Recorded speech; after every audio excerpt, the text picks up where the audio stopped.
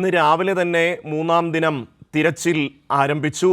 മുണ്ടക്കയിലും അതുപോലെ തന്നെ അട്ടമലയിലും ചൂരൽമലയിലും അടക്കം ഇന്ന് തിരച്ചിൽ സജീവമായി തന്നെ തുടർന്നു. ഇന്നത്തെ രക്ഷാപ്രവർത്തനത്തിന്റെ തിരച്ചിലിന്റെ വിശദാംശങ്ങൾ എന്തൊക്കെയാണ്?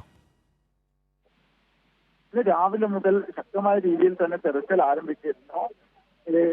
എന്നാൽ ശക്തമായി പെയ്യുന്ന മഴ പ്രതികൂല കാലാവസ്ഥ അവഗണിച്ചുകൊണ്ടായിരുന്നു തിരച്ചിൽ നടന്നുകൊണ്ടിരുന്നത്. വൈകിട്ടോടുകൂടി തിരച്ചിൽ അവസാനിപ്പിച്ചു. കാരണം നിലവിൽ പാലത്തില് നടക്കാൻ പറ്റുന്ന രീതിയിലുള്ള താൽക്കാലിക പാലമാണ് നിർമ്മിച്ചിട്ടുള്ളത്.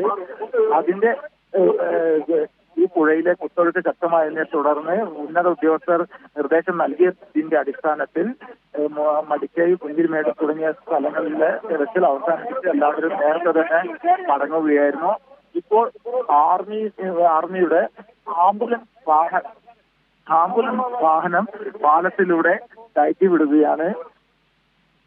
നേരത്തെ ആർമിയുടെ ഒഫീഷ്യൽ വാഹനമായിരുന്നു ആദ്യം കയറ്റിവിട്ടത്. ഇപ്പോൾ ആർമിയുടെ ആംബുലൻസ് ഈ പാലത്തിലൂടെ കയറ്റിവിട്ട് തീർച്ചയായും സച്ചിൻ, ബെയിലി പാലത്തിന്റെ നിർമ്മാണം അവസാനിച്ചിരിക്കുന്നു, പൂർത്തിയായിരിക്കുന്നു. ഇന്ന് ആ പാലത്തിലൂടെ സൈനിക വാഹനം കടന്നുപോയി രക്ഷാപ്രവർത്തനത്തിന്റെ തിരച്ചിലിന്റെ അടുത്ത ഒരു അധ്യായത്തിലേക്ക് നമ്മൾ നാളെ മുതൽ പ്രവേശിക്കാൻ പോകുന്നു എന്നുള്ളതാണ്. കാരണം മുണ്ടക്കൈയുമായിട്ടുള്ള ബന്ധം ഈ പാലമായിരുന്നു. അവിടെ ഉണ്ടായിരുന്ന പഴയ പാലമായിരുന്നു. ഈ മലവെള്ളപ്പാച്ചിലിൽ, ഉരുൾപൊട്ടലിൽ ആ പാലം പൂർണ്ണമായും ഒലിച്ചു പോയതോടെ മുണ്ടക്കൈയും അട്ടമലയും അടക്കമുള്ള പ്രദേശങ്ങൾ പൂർണ്ണമായും ഒറ്റപ്പെട്ടു പോയി. അവിടെ തിരച്ചിലിന് താൽക്കാലികമായി കവുങ്ങും മറ്റും തടിയും ഉപയോഗിച്ചുകൊണ്ടൊരു പാലം നിർമ്മിച്ചിട്ടാണ് രക്ഷാദൗത്യത്തിലെ അംഗങ്ങൾ ആ മേഖലയിലേക്ക് പോയത്, അവിടെ തിരച്ചിൽ നടത്തിയതെങ്കിൽ പോലും വലിയ തോതിൽ ചെളിയും മറ്റും അടിഞ്ഞുകൂടിയിരിക്കുന്ന ആ പ്രദേശത്തേക്ക്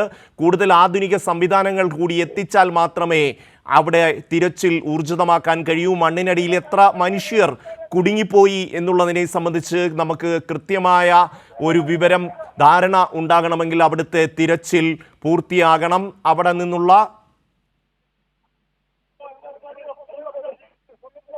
നിന്നുള്ള ദൃശ്യങ്ങളാണിപ്പോൾ നമ്മൾക്ക് കാണാൻ കഴിയുന്നത്. ബെയിലി പാലത്തിലൂടെ ഇന്ത്യൻ സേനയുടെ ആംബുലൻസ് അപ്പുറത്തേക്ക് മുണ്ടക്കൈ ഭാഗത്തേക്ക് നീങ്ങുന്നതിൻ്റെ ദൃശ്യങ്ങളാണ് നമുക്ക് കാണാൻ കഴിയുന്നത്. നമ്മുടെ സൈന്യത്തെ സംബന്ധിച്ചിടത്തോളം അങ്ങേയറ്റം അഭിമാനകരമായിട്ടുള്ള ഒരു